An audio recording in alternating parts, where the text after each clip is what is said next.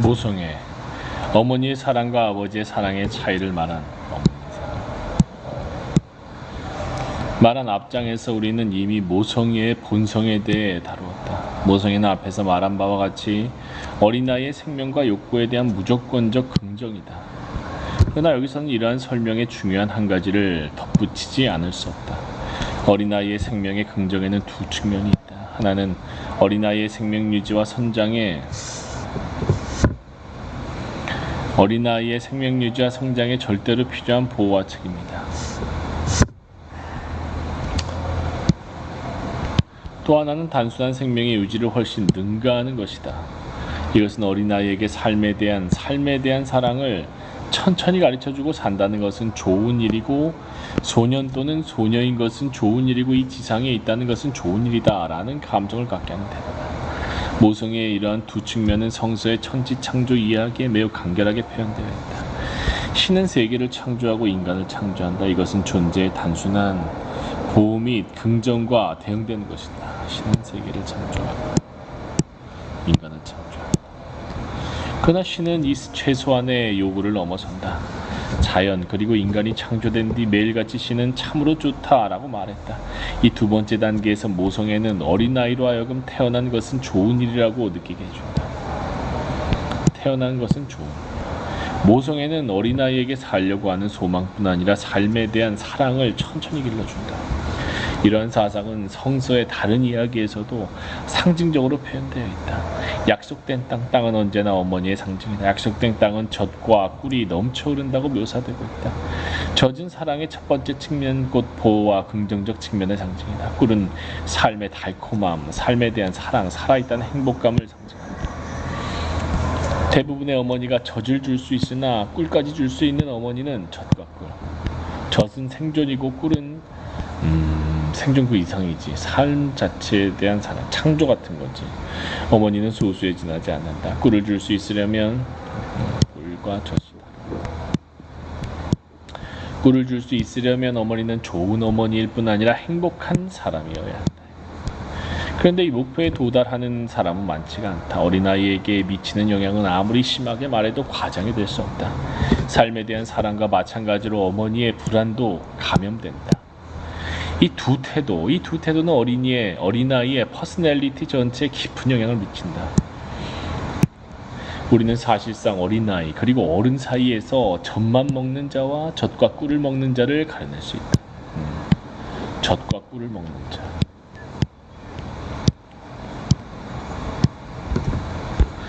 동등한 자 사이의 사랑인 형제나 성애와는 대조적으로 어머니와 어린아이의 관계는 본질적으로 불평등한 관계야.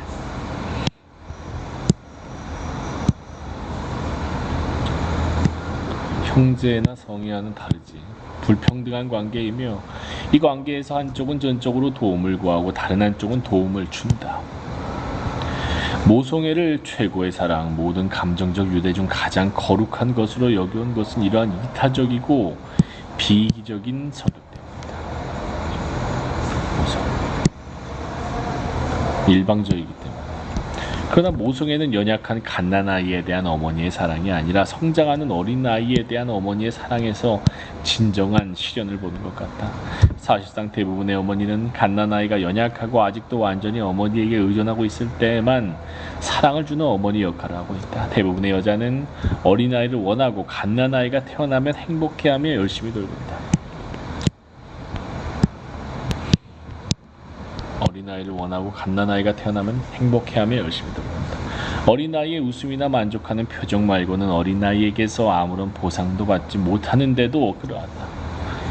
웃음이나 어린아이에게서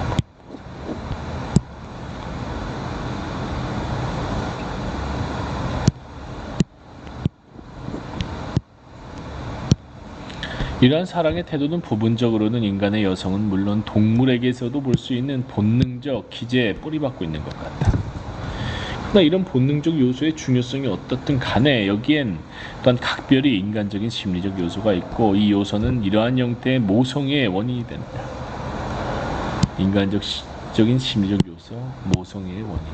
우리는 모성애에서 자아도취적 요소를 찾아볼 수 있다. 어린아이를 아직도 자신의 일부라고 느끼고 있는 한 자신의 일. 어머니의 사랑과 탐닉은 그녀를 자아도취적으로 만족시킨다. 힘 또는 소유에 대한 어머니의 소망에서 또 하나의 동기를 찾아볼 수 있다. 어린아이는 무력하고 어머니의 의지에 완전히 종속되어 있기 때문에 지배욕과 소유욕을 가진 여자에게는 완전히 만족스러운 대상이 된다. 무력하고 종속되어 지배욕과 소유욕을 가진. 그러니까 이거는 빈 스크린이 되는 거야. 빈 스크린. 비어있는 스크린. 나의 판타지를 마음대로 투사할 수 있는 빈 스크린이 되는 거지.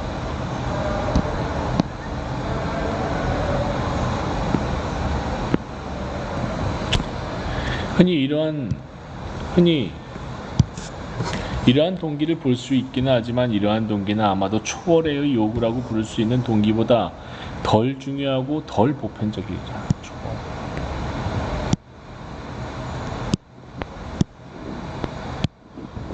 초월.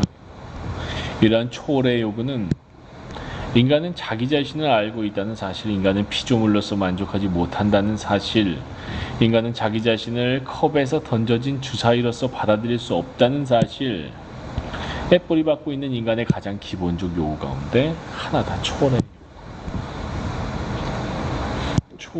요구. 인간은 자기 자신을 창조된 자의 수동적 역할을 초월한 자로 느낄 필요가 있다. 초월한 자로. 이러한 창조적 욕구를 만족시키는 여러 가지 방법이 있다. 창조적 욕구를 충족시키는 가장 자연스러우면서도 가장 쉬운 방법은 어머니로서 자신의 창조물을 보호하고 사랑하는 것이다. 어머니는 어린아이를 통해 자기 자신을 초월하고 어린아이에 대한 어머니의 사랑은 그녀의 생활의 의미와 중요성을 부여한다. 어린아이를 낳음으로써 초월의 욕구를 만족시킬 수 없는 남성의 경우에는 인공적 사물과 사상을 창조함으로써 자기 자신을 초월하려는 충동이 있다. 그러나 어린아이는 성장하지 않으면 안 된다. 어린아이는 결국 완전히 분리된 인간이 되지 않을 수 없다. 모성애의 참된 본질은 어린아이의 성장을 돌봐주는 것이며 이것은 그녀로부터 어린아이가 분리되기를 바라고 있다는 뜻이다. 이 점에 성애와의 기본적 차이가 있다. 분리.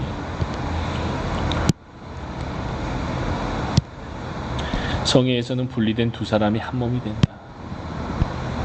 모성애에서는 한 몸이었던 두 사람이 분리된다. 성애에서는 분리된 두 사람이 한 몸, 모성애에서는 한 몸이었던 두 사람이 분리. 성애, 모성.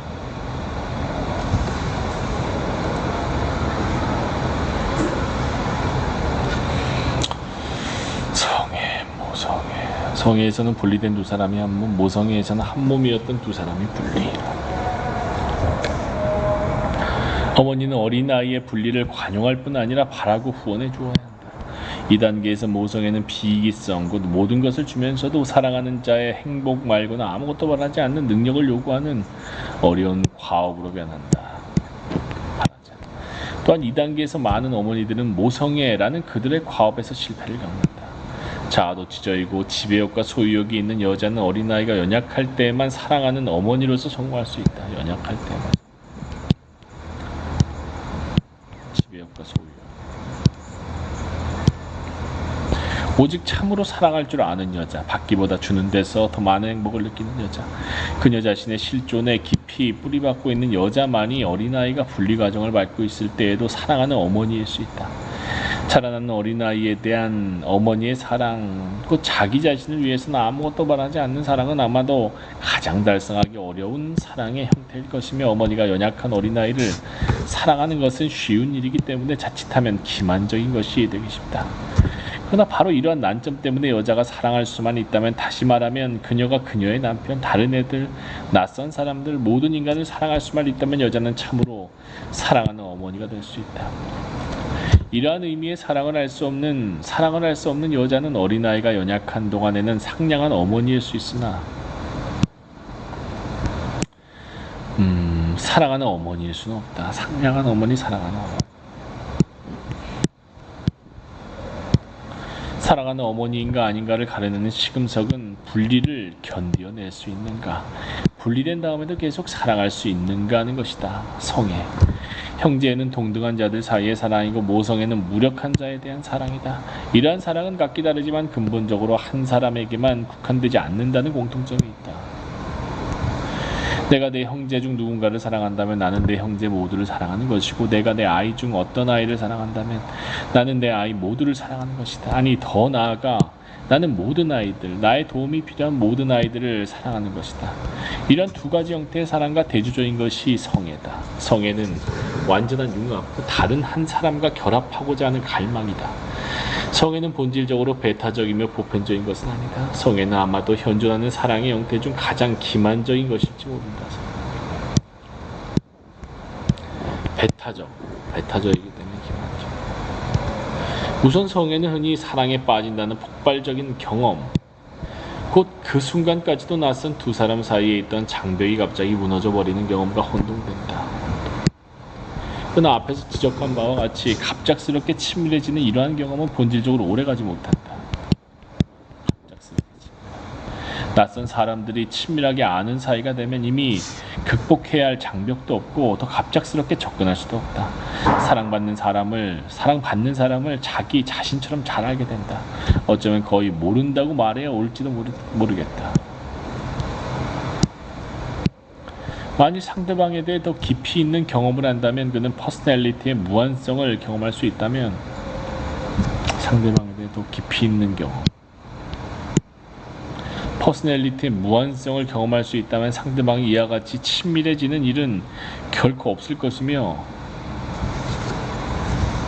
퍼스널리티의 무한성,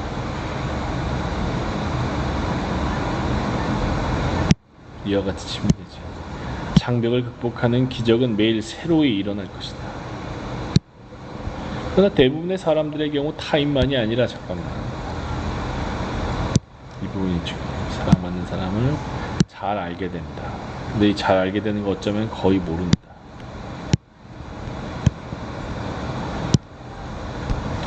그러나 대부분의 사람들의 경우 타인만이 아니라 자기 자신도 곧 탐구되고 철저히 규명된다. 그들의 경우 친밀감은 우선 성적 교섭을 통해 확립된다. 사람들은 상대방의 분리를 우선 신체적 분리로 경험하기 때문에 신체적 결합은 분리 상태의 극복을 의미하게 된다. 이 밖에도 많은 사람들에게 분리의 극복을 나타내는 또 다른 요인들이 있다. 분리의 극복.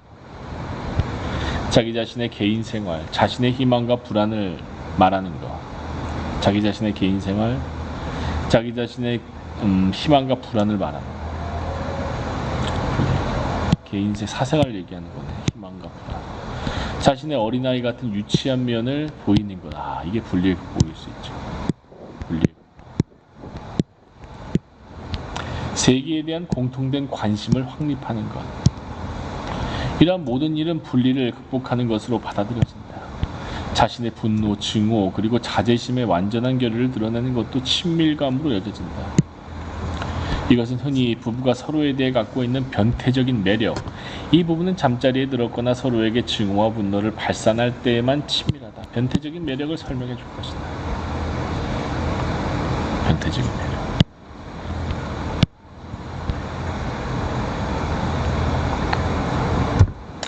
그러나 이러한 모든 형태의 친밀감은 시간이 지남에 따라 점점 희박해지는 경향이 있다. 희박해진다. 이게 문제야. 냄비 근성의 친밀감이지. 그 결과 사람들은 새로운 사람, 새로운 타인과의 사랑을 추구하게 된다. 이 타인은 다시금 친밀한 사람으로 변하고, 사람들은 새로운 사람, 새로운 타인과의 사랑에 빠지는 경험은 다시금 유쾌하고 강렬하지만 이 경험은 다시금 차츰 덜 강렬한 것이 되고, 마침내 새로운 정복, 새로운 사랑을, 언제나 새로운 사랑은 이전의 사랑과는 다르리라는 환상을 품고 바라게 된다.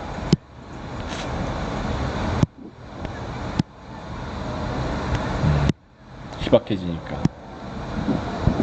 타인이 다시 친밀한 사람,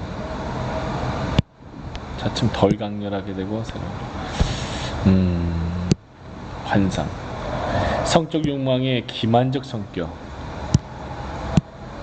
이러한 환상에 많은 도움을 준다. 성적 욕망은 이런 환상에 이건 중요한 기반적 성격. 성적 욕망은 융합을 지향하지만 결코 육체적 욕망이나 고통스러운 긴장의 해소함에 국한되진 않는다.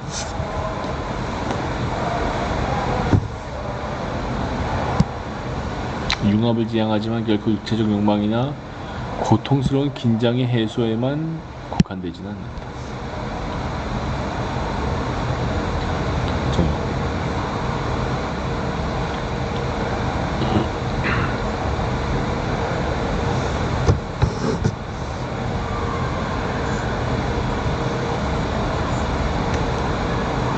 성적 욕망은 융합을 지향하지만 결코 육체적 욕망이나 고통스러운 긴장의 해소에만 국한하지. 그러나 성적 욕망은 사랑에 의해 자극되는 것과 마찬가지로 고독의 불안에 의해 정복하려는 또는 정복당하려는 소망에 의해 허영심에 의해 상처를 내고 심지어 파괴하려는 소망에 의해 자극된다. 성적 욕망은 강렬한 정서와 쉽게 뒤섞이고 그것에 쉽게 자극되며 사랑은 강렬한 정서의 한 종류에 지나지 않게 된다. 성적 욕망은 대부분의 사람들 마음속에서 사랑이라는 관념과 짝을 이루고 있기 때문에 사람들은 육체적으로 서로를 원할 때 서로를 사랑하고 있다는 잘못된 결론에 도달하기 쉽다.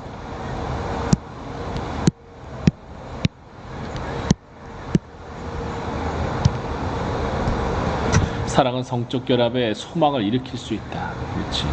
이 경우 사랑은 성적 결합에 소망을 일으킬 수 있지만 성적 결합이 곧 사랑은 아닌 거죠. 이 경우 육체적 관계에는 탐욕이나 정복하려는 또는 정복당하려는 소망은 없고 부드러움이 섞일 뿐이다. 육체적으로 결합하려는 욕망이 사랑에 의해 자극되지 않는다면 성애가 동시에 형제가 아니라면 이러한 욕망은 도치적이고 도착적, 일시적 합일 이외의 합일에는 결코 도달하지 못한다. 일시적 합일 이외. 성적 매력은 순간적으로 합일의 환상을 일으키지만 사랑이 없는 한 이러한 합일은 낯선 사람들을 이전과 마찬가지로 멀리 떨어져 있게 한다.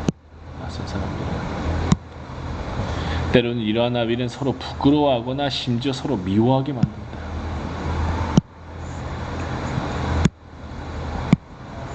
환상이 사라질 때 그들은 이전보다도 더욱 뚜렷하게 격리감을 느끼기 때문이다.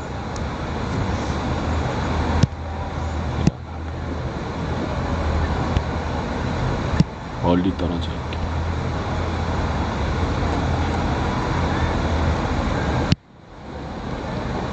부끄럽게 하거나 심지어 서로 미워하게.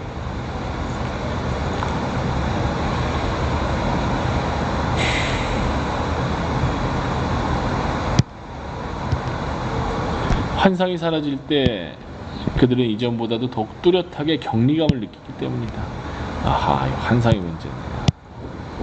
그러니까 성욕은 바로 이런 환상의 지배를 받기 때문에 기만적 성격이 강하고 때문에 이 환상이 사라지면 쉽게 식어버린다.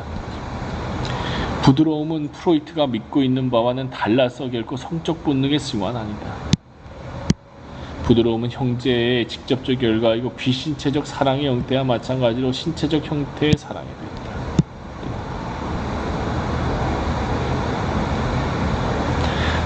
성애에는 형제와 모성애에는 없는 독점력이 있다. 성애의 이러한 배타적 성격은 좀 더 검토할 필요가 있다. 흔히 성애의 독점력은 소유적 애착으로 오해되고 있다. 소유적 애착. 우리는 흔히 서로 사랑하고 있는 두 사람이 서로 다른 사람에게 전혀 사랑을 느끼지 못하는 것을 볼 수 있다. 다른 사람에게는 전혀 사랑. 그들의 사랑은 사실은 두 사람 사이의 이기주의다. 그들은 서로를 동일시하는 두 사람이고 그들은 단일한 개인을 둘로 확대함으로써 분리의 문제를 해결한다. 서로를 동일시하는 두 사람, 단일한 개인을 둘로 확대함으로써 분리 문제 해결. 그들은 고독의 극복을 경험하지만 그들 이외의 다른 사람들과는 분리되어 있으므로 여전히 서로 분리된 채로 있고 그들 자신으로부터 소외되어 있다. 곧 그들의 합일 경험은 환상이다. 성애는 배타적이지만 다른 사람을 통해 전 인류를 모든 살아있는 자를 사랑할 수 있다. 나는 나 자신을 오직 한 사람과만 충분하고 강렬하게 융합시킬 수 있다는 의미에서만 성애는 배타적이다. 성애가 전 인류를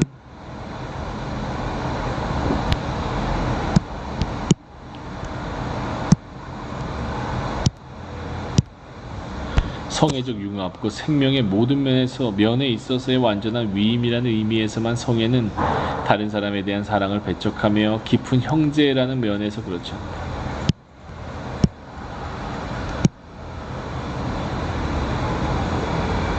성애는 만일 이것이 사랑이라면 한 가지 전제를 갖고 있다. 성애가 사랑이다.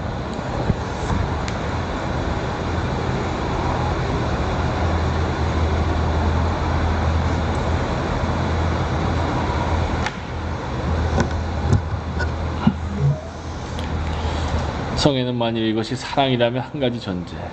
사랑이다. 성애가 사랑이다. 나는 나의 존재의 본질로부터 사랑하고 있고 다른 사람을 그의 또는 그녀의 존재의 본질에서 경험하고 있다는 전제를. 본질적으로 인간은 동일하다. 우리는 모두 하나의 한 부분이고 우리는 모두 하나다. 이와 같다면 우리가 누구를 사랑하든 차이는 없을 것이다.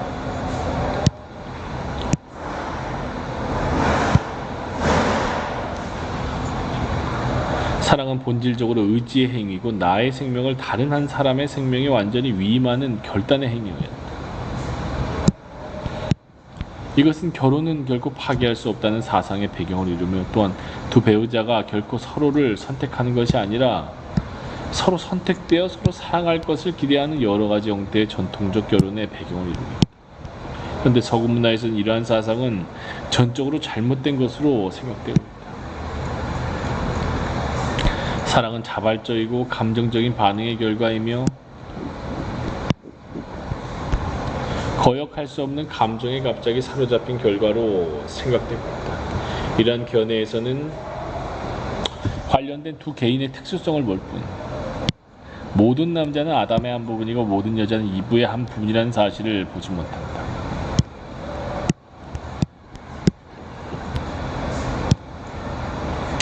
우리는 성애의 중요한 요인, 곧 의지라는 요인을 무시하고 있다. 어떤 사람을 사랑한다는 것은 결코 강렬한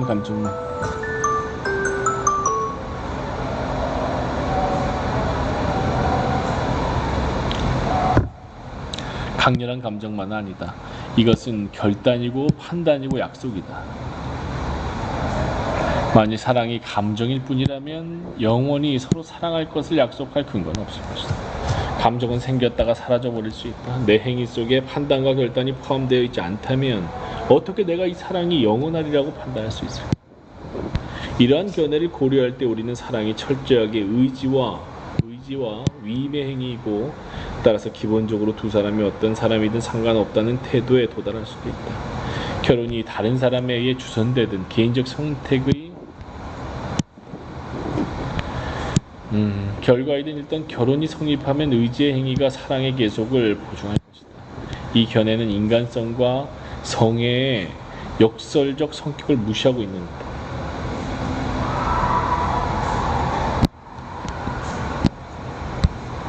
우리는 모두 하나이지만 우리는 각기 독특하고 복제할 수 없는 실제이다. 우리와 타인과의 관계에서는 동일한 역설이 되풀이된다. 우리가 모두 하나인 한 우리는 형제라는 의미에서 모든 사람을 같은 방식으로 사랑할 수 있다. 그러나 또한 우리가 서로 다른 한 성에는 어떤 사람들 사이에는 있지만 모든 사람 사이에는 없는 특수하고 매우 개별적인 요소를 요구한다. 81조.